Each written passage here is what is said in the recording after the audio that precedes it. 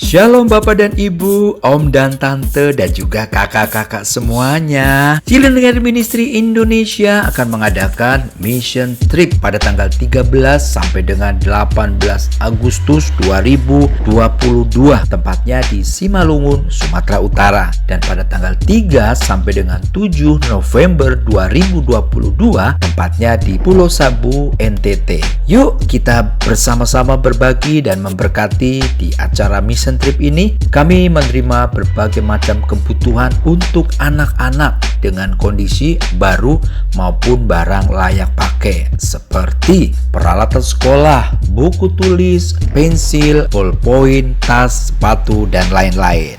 Kebutuhan sandang seperti baju, celana, rok, sendal, sepatu, aksesoris, dan lain-lain. Kebutuhan pangan, susu, snack, roti kering, energen, dan lain-lain. Dan juga kebutuhan kesehatan seperti vitamin, minyak kayu putih, minyak telon, dan lain-lain. Anda juga bisa berbagi berupa uang transfer ke Bank Banten nomor rekening 07160499990 atas nama Yayasan Anak Ceria Nusantara. Uang cash ini akan kami belikan berupa goodie bag, peralatan sekolah, dan juga kebutuhan anak-anak di sana. Terima kasih ya untuk kerjasamanya, dan kiranya Tuhan Yesus selalu memberkati Bapak dan Ibu, Om dan Tante, dan juga kakak-kakak semuanya.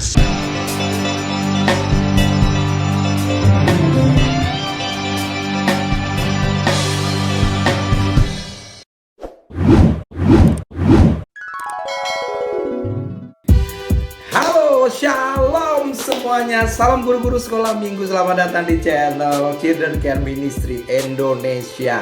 Nah, dalam kesempatan ini saya masih menjawab pertanyaan-pertanyaan dari guru-guru sekolah minggu, kakak-kakak yang kirim email ke Children Care Ministry Indonesia. Nah, pertanyaan yang kedua saya akan bacakan ya.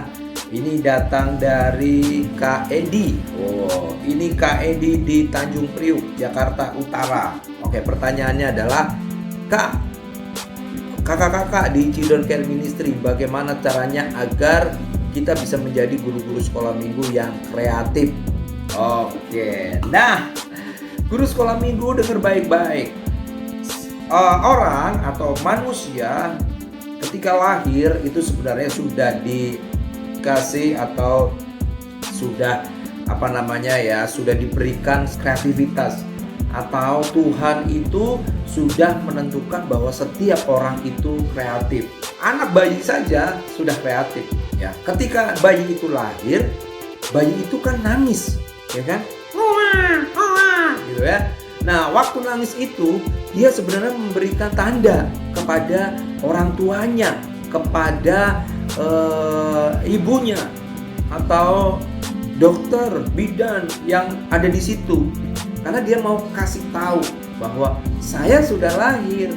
Kan nggak mungkin bayi lahir lalu begitu keluar dari kandungan lalu bilang gini, aku udah lahir. Kan enggak kan, karena masih bayi. Tapi sebagai tanda dia nangis, itu sebenarnya kreatif. Oke, kita kembali lagi, bagaimana sih caranya agar kita kreatif? Nah, jadi kreativitas itu sudah dibawa, sudah disertakan sama Tuhan bahwa setiap manusia kreatif.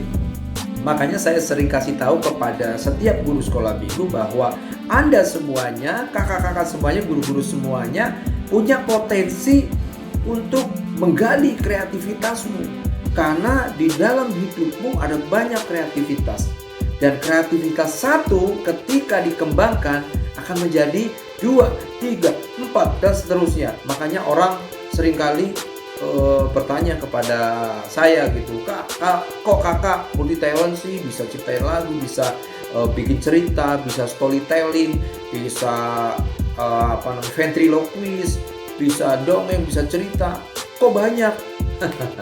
Dulu saya nggak seperti itu, dulu saya pemalu ya, sekolah saya aja elektro ya kan, itu berada di belakang layar sebenarnya.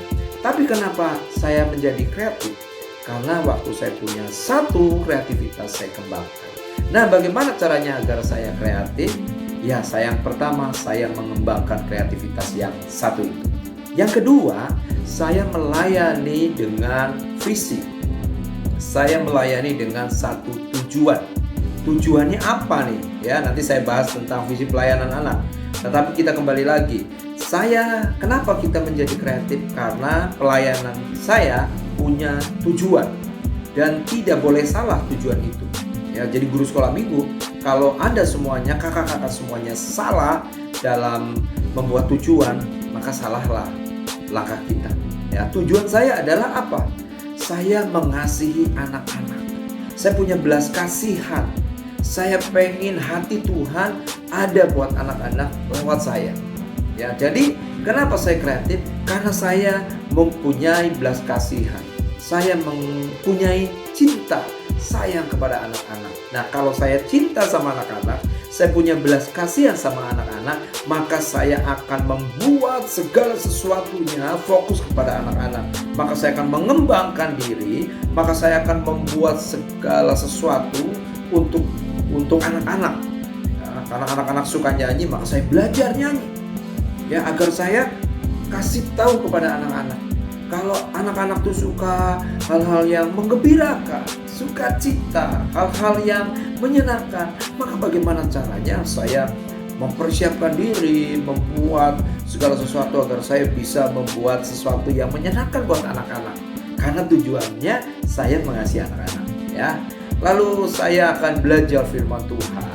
Bagaimana agar cerita saya punya isi untuk disampaikan kepada anak-anak. Saya akan membuat alat peraga. Saya akan menciptakan lagu yang baik agar anak-anak ketika mendengar lagu itu dia akan meresapi, lalu dia akan melakukan dari tema-tema lagu tersebut. Ya, misalnya lagu apa? Belajarlah, belajarlah, belajarlah, belajarlah, belajar sampai kau pintar, dan seterusnya. Nah, waktu saya ciptain lagu itu, di pikiran saya adalah agar anak-anak mau belajar, agar anak-anak menjadi pintar.